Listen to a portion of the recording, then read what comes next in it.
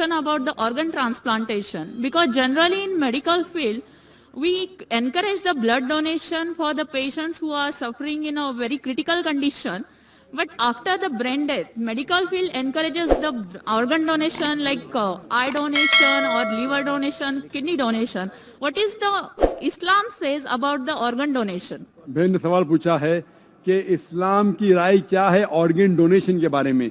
जिस तरीके से ब्लड ट्रांसफ्यूजन करते हैं, ऑर्गन डोनेशन कर सकते हैं, इंसान जिंदा है या इंसान मरने के बाद हम किडनी या आंख या कुछ दे सकते हैं कि नहीं। ऑर्गन डोनेशन के मुतालिक इस्लाम में कहा गया है कि डायरेक्ट कोई वर्स कुरान में नहीं, आयत नहीं है, कोई हदीस ने जिसमें लिखा है कि ऑर्गन डोनेशन कर सकते हैं नहीं कर सकते। लेकिन जब हम तहकीक करते हैं कुरान की आयतों की और हदीस की, और बहुत से मीटिंग और कॉन्फ्रेंस हो चुके, इसके अंदर 3 शर्त अगर पूरे होते हैं तो ऑर्गन डोनेशन जायज़ है। पहली शर्त, अगर 2 शख्स अगर जिंदा है और कोई ऑर्गन डोनेट करता है उसको मेजर लॉस नहीं होना चाहिए। मिसाल के तौर पर अगर मैं दिल डोनेट करूंगा तो मर जाऊंगा, तो मैं जीते जी दिल को डोनेट नहीं कर सकता हूं।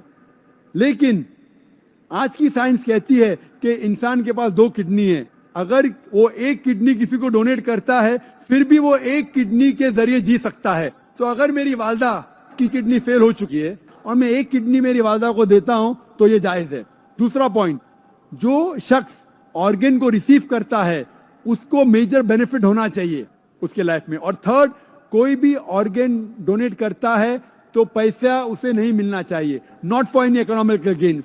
अगर ये तीनों शराइत पूरे होते हैं कि जो शख्स ऑर्गन दे रहा है उसको मेजर लॉस नहीं होना चाहिए। अगर वो मर जाता है उसके बाद कोई ऑर्गन डोनेट करना चाहता है तो ये जायज है।